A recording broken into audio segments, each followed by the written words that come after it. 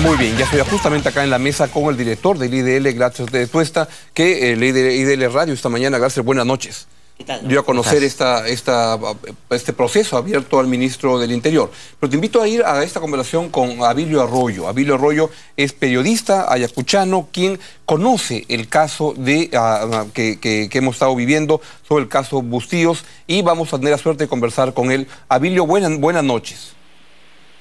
Buenas noches. Pues quería comenzar, Abilio, agradeciéndote que puedas darnos esta entrevista, porque creo que tu testimonio es particularmente valioso, porque tú apareces justamente como testigo en el caso que se le está siguiendo al señor Daniel Urresti. ¿Qué nos puedes contar al respecto, por favor, Abilio? Bueno, tú sabes que el caso del asesinato del periodista Bustíos es un caso conocido a nivel mundial. Ya. El 2 de octubre del 2007, la Sala Penal Nacional del Poder Judicial de Lima sentenció a dos altos oficiales a 17 y 15 años de pena privativa de la libertad. A Víctor Lavera Hernández y a Amador Armando Vidal Zambento. Efectivamente. Correcto. Fueron los dos primeros militares que fueron sentenciados por el asesinato de Bustíos. Correcto. Amador Vidal Zambento como autor intelectual, Amador Vidal Zambento como autor directo, material del asesinato de Bustíos, y Víctor Lavera Hernández como autor intelectual del crimen del periodista. Pero luego de la sentencia que se emite contra ellos dos, se recibió más información. ¿Puedes decirnos qué información se trata esa? Efectivamente. Luego de esta sentencia, cuando ellos ya estuvieron cumpliendo prisión en el penal de San Jorge, es cuando yo recibo la llamada de Amador Vidal Zambento. Correcto. Quien me convoca a visitarlo en el penal para darme información sobre los otros autores materiales del crimen de Bustíos. Correcto. ¿Y qué información es esa? Entonces yo acudo al penal y allí recibo la información de que el actual ministro del Interior, ¿no? Sí. Era uno de los autores directos del asesinato del periodista Bustíos, que había participado en la emboscada contra el colega de la revista Caritas, correcto, ya juntamente con otro suboficial del ejército, identificado como Johnny Zapata Acuña. Eso es lo que consta en los documentos judiciales, donde dice exactamente, y paso a leer para que tú lo puedas comentar, Abilio, y lo dice lo siguiente. Se recibió información de algunos oficiales que laboraron en el cuartel de Castropampa, quienes no aceptan que se revele su identidad por razones de seguridad, siendo uno de ellos Edgardo Montoya, quien señaló que el sargento conocido como Centurión, quien tiene como identidad de Johnny Acuña Zapata, trabajaba en el Departamento de Inteligencia, cuyo jefe era Daniel Urresti Helera, el actual ministro del Interior, y que incluso le llegó a señalar que ambos eran uña y mugre, y que le manifestó que Daniel Urresti y Johnny Zapata participaron en el ataque de su colega Hugo Bustíos y Eduardo Rojas Arce. Asimismo, refiere que la señora Hilda Aguilar le manifestó que uno de los que participó en la emboscada contra Bustíos fue Johnny José Zapata Acuña. Eso consta en la manifestación judicial. ¿Tú te ratificas plenamente en eso, Abilio? Efectivamente, y también me ratifiqué en la misma versión cuando fui citado posteriormente por un juzgado supranacional en la ciudad de Ayacucho, ¿no? Entonces, como te vuelvo a repetir, es lo siguiente. Luego de esta primera versión que da Amador Vidal Zambento en el penal de San Jorge, señalando como otro de los autores materiales del asesinato de Bustíos al actual ministro del Interior, el oficial Edgardo Montoya me llama también para darme la misma versión.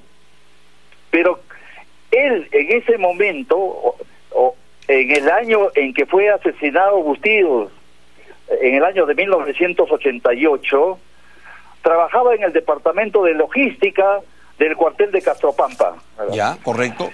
Y entonces, él vio de cómo la patrulla militar que salió en un vehículo militar abandonó el cuartel de Castropampa para dirigirse hacia la zona de Irapata, un anexo ubicado a 5 kilómetros en la parte baja de la ciudad de Huanta, donde fue asesinado Bustillos. En esa patrulla militar salió el jefe de la inteligencia del cuartel militar de Castropampa, que era Daniel Urresti Helera, ¿no? Correcto. Esa es la Entonces, eran versiones que realmente identificaban a otro de los militares que habían participado en la emboscada de Bustillos. Ahora, Abilio, tú conversaste con esta persona en el penal. ¿Por qué esta persona cayó durante tanto tiempo y de repente un día decidió señalar que Urresti había participado? ¿Por qué lo encubrió tanto tiempo? ¿Qué es lo que ha dicho el ministro el día de hoy? Efectivamente. Cuando yo hablo con Víctor Lavera Hernández, mi primera pregunta fue precisamente esa. Le dije por qué había ocultado esta verdad ante un tribunal. ¿Por qué? ¿Y qué te dijo? Sus palabras textuales de él fue de que por un mal espíritu de cuerpo, a él le habían ofrecido que de ese proceso iba a salir bien librado y que nunca iba a ser sentenciado. Al verse involucrado y ser sentenciado y tener 15 años de privativa de libertad, es que él acude a mi persona para finalmente hablar la verdad y dar la identidad de otros militares que habían participado en la emboscada. Abilio, te agradezco muchísimo tu participación esta noche y por favor quedo a la espera de poder seguir conversando contigo y apenas estés en Lima poderte invitar al programa para que puedas ampliar lo que nos estás contando, que es tremendamente relevante. Muchas gracias por esta entrevista, colega, y tengo que informarte que yo me encuentro en la ciudad de Ayacucho porque en estos días debe salir el diario que estoy dirigiendo en esta zona. Es un diario regional. Así es. ¿Cuándo va a salir y cómo se va a llamar el título del diario? ¿Cuál va a ser? El diario se va a llamar Hocicón. Hocicón. Que va a ser un magazine... ¿Como el de Condorito? Sí, efectivamente. Muy bien. Abilio, un gran abrazo. Estamos en contacto. Y desearle suerte. Ojalá que todo esto llegue a un buen término y que la justicia realmente cumpla su labor de hacer justicia. Así es. No se olviden, la justicia tarda, pero llega. Bien, Abilio, un gran abrazo y estamos en contacto. Ha sido Abilio Arroyo, un testigo clave en el caso del asesinato del periodista Hugo Bustillos. Vamos a una breve pausa y venimos para conversar con Glatzer Tuesta de IDLs, que fue la entidad que el día de hoy dio a conocer este grave hecho. Ya venimos.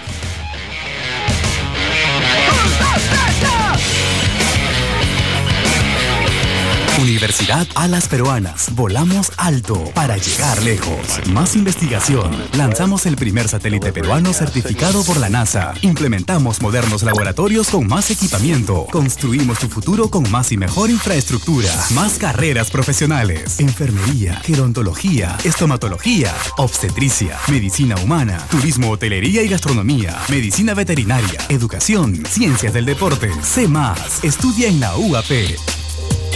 Si debo hablar, hablar y hablar, la RPC te va a ayudar a ahorrar.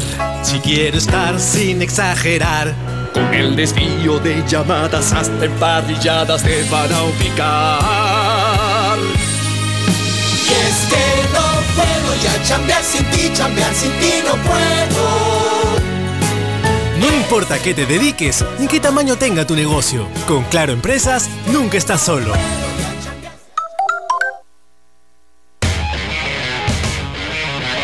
En IDL Radio esta mañana se dio a conocer la acusación que pende sobre el hoy ministro del Interior, Daniel Urresti, y Glatzer Tuesta es presidente de IDL y ha tenido la gentileza de venir acá esta noche en Buenas Noches.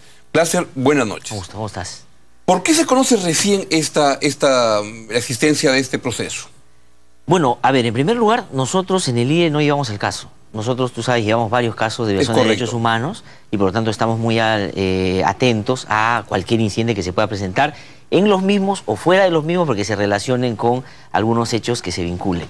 Este es un caso que lleva a otra institución, es Comicet, la Comisión de Derechos Humanos, que es una institución importante de derechos humanos, y la información a mí me llega hace varios días. Así. Entonces, ¿cuándo te llegó? Hace ya unos 4 o 5 días. ¿Ya nombrado Urresti? No, sí, recién la semana pasada, claro. ¿no? Ya estaba nombrado. Porque lo nombran el lunes 23. Exactamente. Y eso te ha llegado después recibo de la eso. información, y la información obviamente era muy importante, era grave lo que ahí había, y lo que hacía, o tiene que hacer cualquier periodista, es buscar confrontar eso con otras fuentes y otros documentos. Cosa que hice. Además, curiosamente, la fuente inicial fue una fuente vinculada al sector defensa. O sea, gente que no está de acuerdo con estas cosas y que dice, oye, mira, esto ha estado pasando con este señor. Y luego fuimos a ver la fuente ya más judicial, logramos cruzar los papeles y encontramos claramente que... ¿De qué se está acusando al hoy ministro del Interior concretamente? De ser el autor inmediato de la muerte de Hugo Bustillos. ¿Cómo así? Bueno, esto es un caso que se da, bueno, como ya se ha dicho, el año 88, mueren 2 personas, son asesinadas por Sendero Luminoso. Esto, como era evidente, era una noticia que los periodistas iban a cubrir. Bustillos se interesa porque se entera de esto, va con un colega a Arce Rojas, van a cubrir, llegan a la casa de donde habían sido asesinadas una mujer y su hijo, y los militares no lo dejan ingresar al lugar de los hechos porque le dicen que necesita autorización del jefe de la base. Ellos van a la base, hablan con el jefe de la base, que es Víctor Lavera Hernández, que ha sido condenado a 17 años, y le dice, oiga señor, queremos nosotros cubrir esta información y quisiéramos que nos dé permiso para poder acceder a lo que ahí se pueda ver.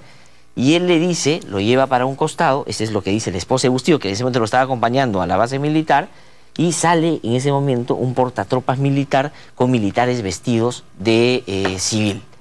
Y Lavera Fernández conversa con Bustillos y le hace notar que hay un senderista que ha dicho que Hugo Bustillos, estaba vinculado a Sendero Luminoso y había colaborado con ellos.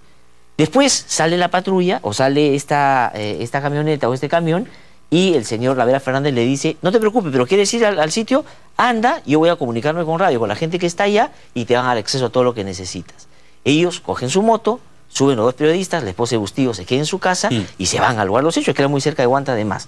Cuando están llegando al lugar de los hechos, había un grupo de militares que empiezan a disparar contra ellos. Entonces, ¿qué cosa había hecho este Víctor Lavera Hernández?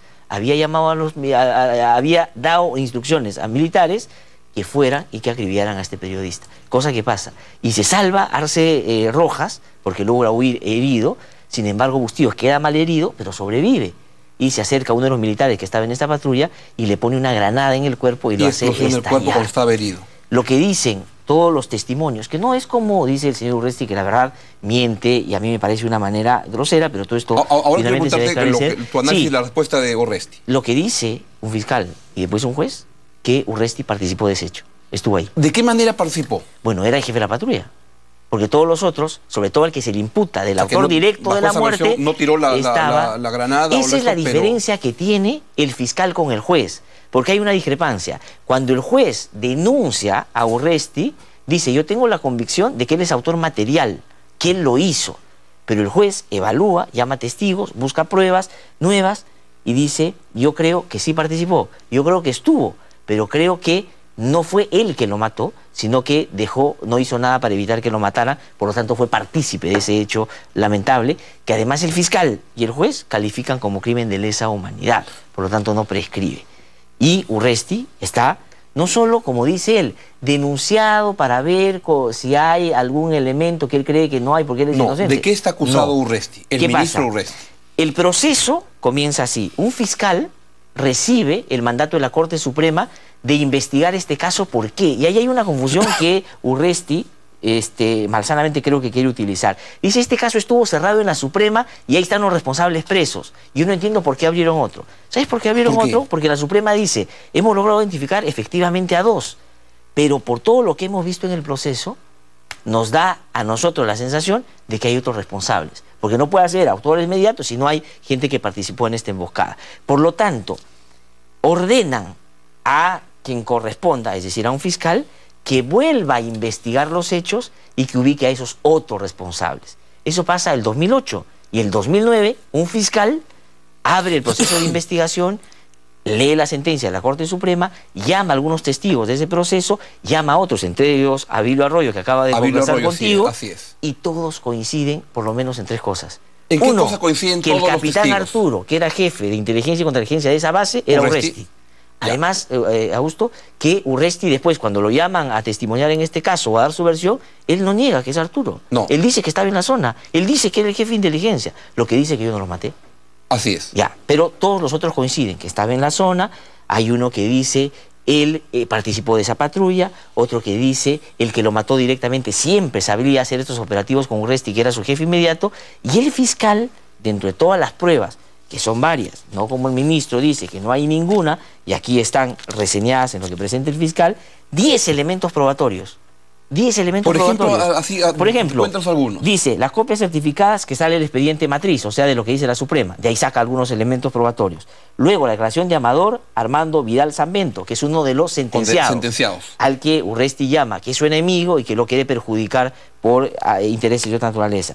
La declaración de Ida Aguilar Gálvez en el proceso que se decidió en ese juicio que terminó el 2008. La declaración de Silvia Margarita Patiño Rey Sánchez de Bustíos, o sea, la esposa de Bustíos. La declaración de Pedro II Mujica León. La declaración de Edgardo Nicolás Montoya. La declaración de Abilio Espinosa. Copia de la tarjeta personal de tropa del sargento Johnny Zapata Acuña, a quien acusan de haber matado a Bustíos. Y el informe de eficiencia normal y el anexo explicatorio de Daniel Belisario Urresti. De acuerdo con tu experiencia, pruebas, ¿esto es un indicio importante o son temas bueno, digamos, si yo digo que sí, pueden decir que nosotros estamos tratando de involucrar al ministro. Pero el fiscal, que es el encargado de acopiar todas las pruebas y de impulsar la denuncia, cree que todos esto que ha conseguido son elementos suficientes para denunciar, y lo denuncia. Pero supongamos que el fiscal exageró, no debía haberlo denunciado. Con el Código Procesal antiguo, el juez vuelve a investigar, coge todo esto y dice, a ver, el fiscal me ha mandado, yo voy a revisar si lo que dice me convence. Pero ¿sabes qué pasa? No solo lo convence, ¿sí, no? Él va más allá y dice, este señor yo creo que tiene directa responsabilidad y a mí me lleva a la convicción de que tiene que ir a un juicio oral. Y tan convencido estaba el juez de que eso pasa, que el momento que dictas el auto apertorio, o sea, cuando abre el proceso de instrucción, lo dicta con comparecencia restrictiva, restringida para el señor Daniel Belisario Urresti. ¿Sabes qué dice? Eso significa que, en términos de lo que dice el juez, no estoy diciendo yo, prohibición de ausentarse del lugar, sea su residencia sin autorización de este juzgado. Controlarse cada fin de mes en la Secretaría del Juzgado a fin de justificar sus actividades. O sea, no abandonar el país, que ha dicho que nunca ha tenido eso. Él ha dicho hoy día. Nunca he tenido esas restricciones yo. Acá está, lo que dice el juez. O sea que hoy día en la declaración que ha dado el ministro Urresti ha mentido. Ha mentido. Pero digamos, él argumenta inocencia y me parece que ese es un derecho fundamental. Él ha dicho, soy inocente, mis manos no están manchadas de sangre, nunca he estado implicado en ninguna acusación. Bueno, eso dice él y obviamente él se está defendiendo. Pero un fiscal y un juez, y esto ya ha llegado a la Sala Penal Nacional, y un fiscal está... ¿Sabes qué cosa va a pasar ahora? Eso se ha trasladado a la Sala Penal Nacional. La Sala Penal Nacional ha mandado a un fiscal que es de su nivel y le ha dicho, señor, aquí está este caso, usted dígame si es que yo tengo que acusar o no. Acuse o no, ¿va a acusar o no? Y si el fiscal dice, sí, yo estoy convencido que todo lo que aquí está establecido en esta investigación, en esta investigación de primera instructiva, vamos a un juicio oral. Y el señor Urresti va a tener que ir a decir que es inocente, obviamente, y serán los jueces los que determinarán si eso es así o no. Pero no es verdad que estos son dichos de algunos, denuncias que son indiciarias. Y ahí me parece lamentable, ¿sabes qué, Augusto? Lo que ha dicho el fiscal de la Nación. El fiscal de la Nación ha dicho, estas solo son presunciones. Así es. Entonces, ¿sabes qué? El Ministerio Público no puede presumir. ¿Sabes por qué? ¿Por qué? Porque el Ministerio Público acusa. El Ministerio Público es el encargado de impulsar la acción penal. El fiscal no puede ser como el juez. El juez obviamente tiene que presumir inocencia. El fiscal dice, yo creo que es inocente y tiene que defender su acusación. ¿Y cómo el fiscal de la Nación dice que esto es hay que presumir la inocencia y que esto todavía hay que manejarlo con mucho cuidado? Cuando un fiscal, que es parte del Ministerio Público que él dirige, ya lo denunció. Un juez abrió instrucción y ahora ha llegado a otra fiscalía que va a tener en otro nivel que decir si continúa o no, lo que va a significar que lo acuse. ¿Y cuánto tiempo puede, por cuánto tiempo lo pueden acusar en términos de la pena? 20 o 25 años. De eso estamos o sea hablando. que la pena que puede caer finalmente sobre el ministro del Interior es de 20 a 25 años. O digamos las penas que le han dado a los otros 15 años. que ya fueron sentenciados en este caso. Gláser, en resumen, estamos ante un caso bien grave, ¿no? Muy grave, porque además, Augusto, el caso de Hugo Bustillo es emblemático.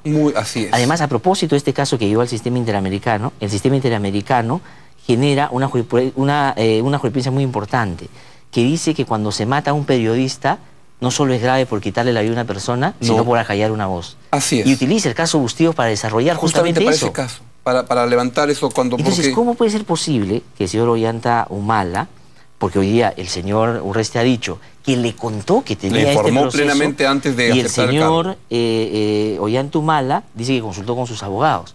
Claro, con el señor Roy Gates, que fue su abogado en el caso Maduro y Mía, y que otro abogado será, y le dijeron que no hay problema, que lo nombre nomás. Entonces, hoy en el gabinete del señor Ollanta Humala hay como el responsable de la seguridad pública en nuestro país, es una persona procesada por haber asesinado a un periodista, delito que se configura como un crimen de lesa humanidad. Lo curioso es que la semana pasada el señor Ollanta Humala ha recibido a la Sociedad Interamericana de Prensa para ver la concentración de medios y hoy en su gabinete hay una persona que está acusada por eso. Aquí no interesa lo que diga el señor en términos de su inocencia, eso será y tendrá que demostrarse en el juicio. Pero el hecho concreto es que él está procesado por este caso y su situación no es inicial, indiciaria para ver.